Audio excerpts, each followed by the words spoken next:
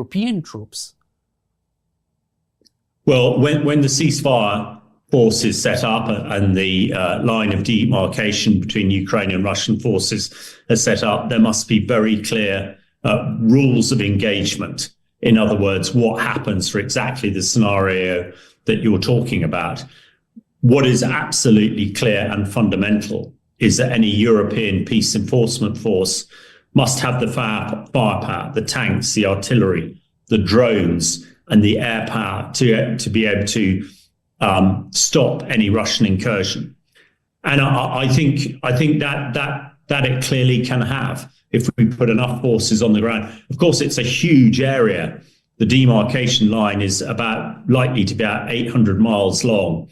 So it's a huge area to cover. But with sufficient firepower, I think that a European coalition, ideally supported by American air power, can do that. And the Russian army itself is much denuded. They've just passed 1 million casualties. It's clear that they're not very well trained now. So I think a very well trained European NATO armored division, infantry division, would have the capability, and also with the intelligence assets that Europe and the US have, to be able to either hopefully deter the Russians from doing anything, and if they did do something, to hit them really hard very quickly. And do you feel that European countries are capable of hitting Russia very hard without American involvement? Well, I think it will be more difficult without American involvement. But yes, I'm pretty clear that we could do this. You know, British and French, all the British and French and the Nordic countries' armies are highly trained. They have a lot of very sophisticated kit, and a lot of the kit is American kit, F-35 fighters, etc. So yes, I think they do have the ability. It will be about the rules of engagement. And also, I think Prime Minister Starmer and President Macron are making it clear that they are up to the task and prepared to do it. And they must be. Unless Russia believes that, then the force will not be effective. From your perspective, what are the options for the US government for their involvement in such mission? Prime Minister of the United Kingdom, Keir Starmer, is trying to persuade Trump to commit to such mission, for example, by staging air assets in the countries near Ukraine on standby in case of Russia's attack against Ukraine. The US could, for example, retaliate with air assets and long-range capabilities. What are the US options for this mission? Well, the key option, we hope, is that US air assets will be committed to any peacekeeping force.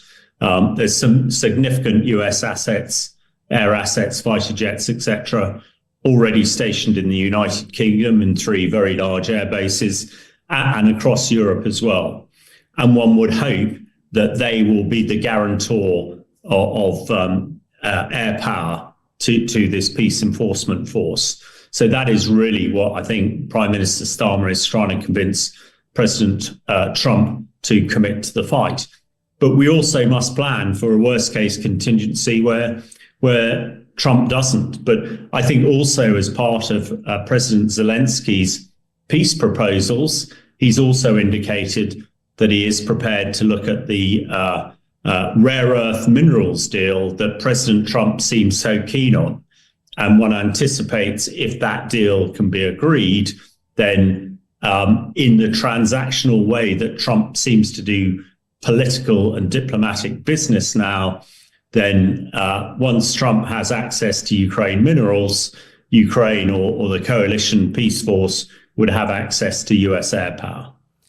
Also, US Vice President J.D. Vance says that economic cooperation with the US would be the best security guarantee for Ukraine. He is confident that European allies are not capable of conducting such mission because he said, quote, that they haven't fought wars for 30, 40 years. What is your reaction to such misinformation, lies from J.D. Vance?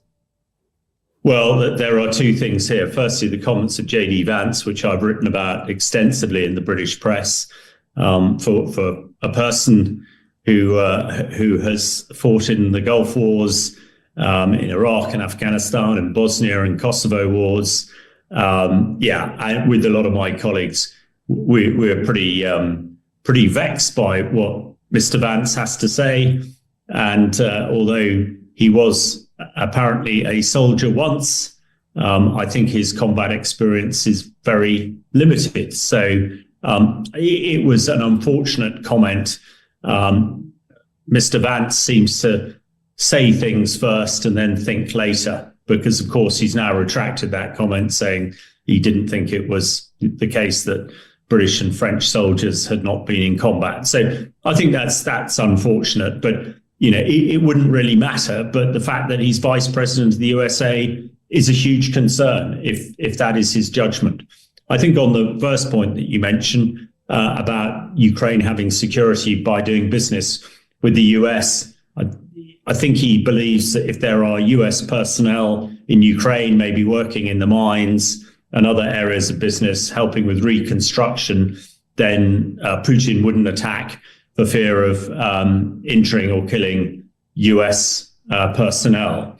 And there is some merit in that. However, there were lots of US personnel in Kuwait in 1990 when Saddam Hussein invaded Kuwait. So that's not necessarily a definite guarantor.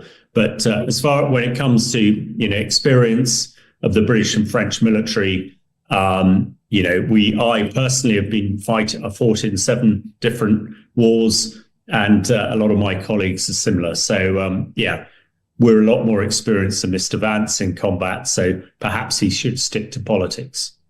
Let's cover also nuclear option of the Russian side. If there is a European peacekeeping mission, European deterrent force in Ukraine, what are the chances of Russia using nuclear weapons against European troops? Well, that is a very good question. I think it's overall, I think it is highly unlikely. Firstly, I say that because both Britain and France have a nuclear deterrent, although it is much, much smaller than the Russians.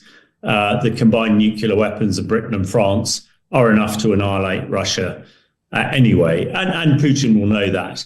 There is some discussion that the Russians might try and use tactical nuclear weapons. These are smaller ones to take out particular armored formations and others. Again, I think this is highly unlikely. The French do have some tactical nuclear weapons, so could respond.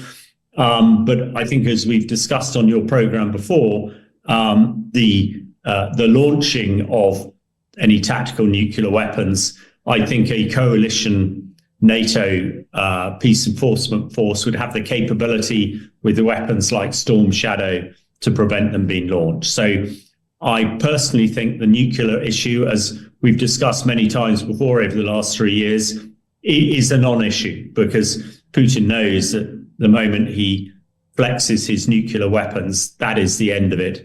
And that is not what we understand he wants to achieve. So, I think that the chance of a nuclear exchange is very remote. But don't you think that Russia could try to challenge, to test the readiness of European troops by conducting, for example, false flag operations or small incursions? What is your take on that? Yes, I think that's very likely. And I am sure that the coalition troops will be contingency planning for that.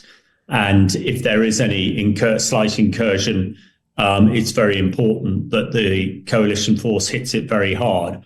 When it comes to false flag, that is more difficult, of course, but that is where intelligence is key. Of course, we rely very heavily on US intelligence to provide a clear picture. And one would, that it is pretty essential that intelligence still goes on. Although, having said that, among the UK and France and the other NATO European countries, they still have a very considerable intelligence gathering capability. But the key thing is, if there is any transgression of the ceasefire rules, then it